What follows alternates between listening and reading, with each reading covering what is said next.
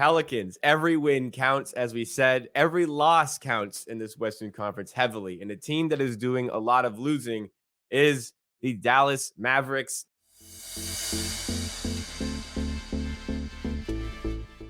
They went all in at the trade deadline, acquiring Kyrie Irving, knowing that Kyrie was on a rental contract where there was no guarantee he would stay.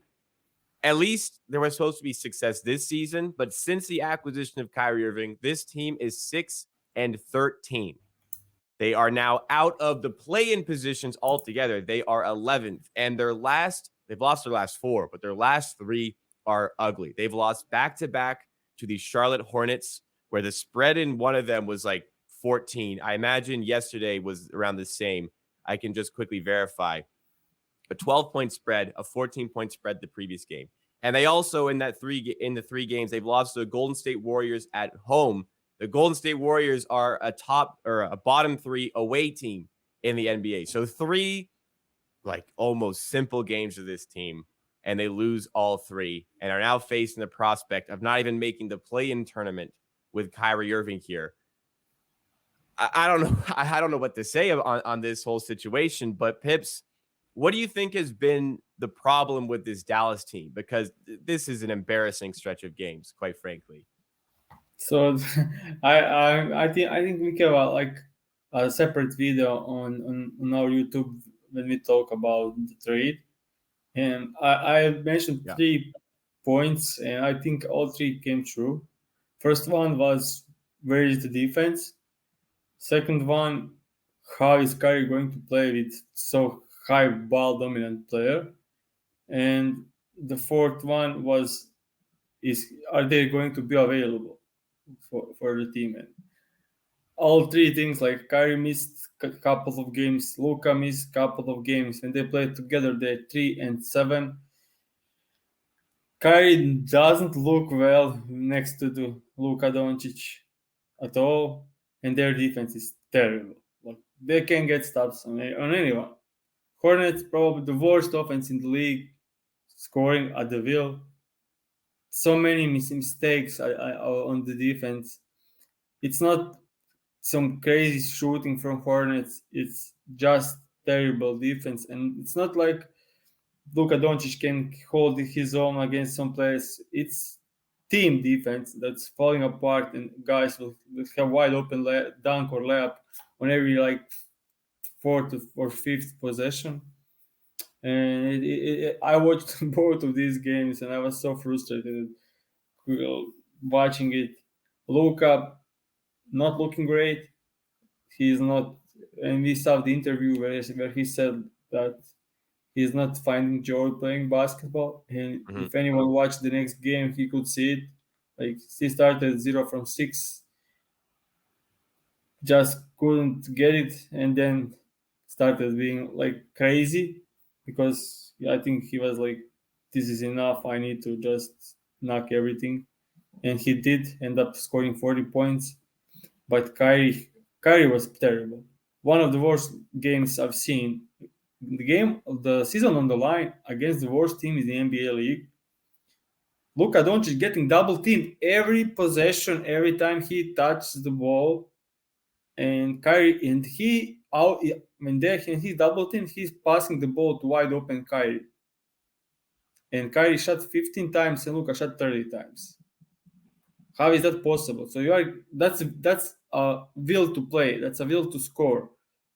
You are getting double team and you still get 30 shots up and score 40 points, and against every kind of defense they're throwing at you. And the second option is getting wide open looks out of Luka Doncic double, and he only takes 15 shots and score 18 points, shooting 5 for 15.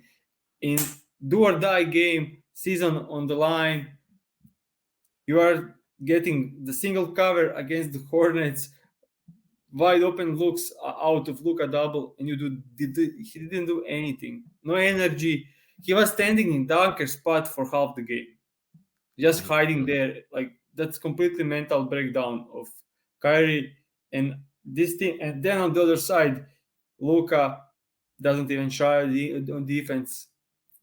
He will get to drive. He will complain to the refs. He won't get back to the defense. When he gets back to defense, he will be like completely out of it, looking at the ref, still barking, and the foul wasn't even close to being a foul, and that's happening 15 to 20 possessions in the game. Like, just terrible basketball, terrible mindset, everything going wrong with the Dallas Mavericks. It's hard to watch. So you mentioned Kyrie Irving has missed some games. He has. They actually have won 6 out of. They're 6-9 when Kyrie Irving plays. So the 4 games Kyrie Irving missed, they lost all 4 of those games. But the thing on Kyrie, you're talking about, him maybe not really being engaged in the game. Like, this had to have factored into the trade decision when they traded for him, because like, this is just something that you have to come to sort of expect with Kyrie Irving. You don't know what sort of head state he's going to be in. And that has led to problems with all the teams he's been on since he left Cleveland. You just don't know what sort of player you're going to get. When Kyrie Irving's at his best, he's obviously one of the top players in the NBA, but when he doesn't feel like being that, you get something like this. And on top of that, with the trade, Dorian Finney-Smith going the other way was obviously a problem. Defensively, this team lacks a ton of size. Defensively, like, I'm looking through their team, like, is the best defender in this team really like Maxi Kleba or Josh Green? Like, is that what we've like really come to with this team? So it's not a well put together roster. And they made a big risky trade for a player that I don't think they really should have done that, like, anything for, because Kyrie Irving owes this team nothing. He doesn't need to stay. And especially if they don't even, you know what? I'd be a little bit shocked if they missed the play-in. They're obviously in 11th right now. But even if they're in the play-in, like, why would Kyrie Irving want to stay with this team? So I guess the next question would have to be, do you see anything? Do you see him staying? I don't know. Probably not. Don't see the reason why should he. Also, Exactly. being guy who wants to live like there. I mean, Dallas is not good spot. Also, interesting thing that Luka got 16 technical in that game, and he's missing this goal. So they're playing the Pacers tonight. They could lose, especially Halliburton is playing. They will lose probably. Then they're playing 76ers. They will lose. Then they're playing Miami Heat. They could lose. Then they're playing Hawks. They could lose. Then they're playing the Kings. They will lose. And then they're playing the Bulls. They will probably lose. So, like, are they going to make playing? I don't know. Oof, that's not an easy schedule. Yeah. They do have the Spurs last game of the season. Yeah, so last game. If the season is on the line, they'll beat the Spurs.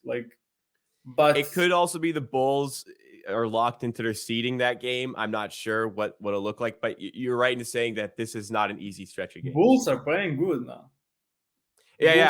I'm saying if they can't move. Just saying, if they try to compete, I don't think Dallas will win this. So the Bulls are like the best defense since the Patrick Beverly got there. So they're playing great now. Suddenly, not great, but with good defense, and they score enough on offense that they can win. So it's really getting interesting in the NBA. This was a clip taken from our Pick and Roll live show, which you can catch right here on the Board YouTube channel, the NBA content division of the Hammer Betting Network, every weekday around 11:20 a.m. Eastern Time. Subscribe to the channel and drop a like to catch all the live shows or for more clips just like this.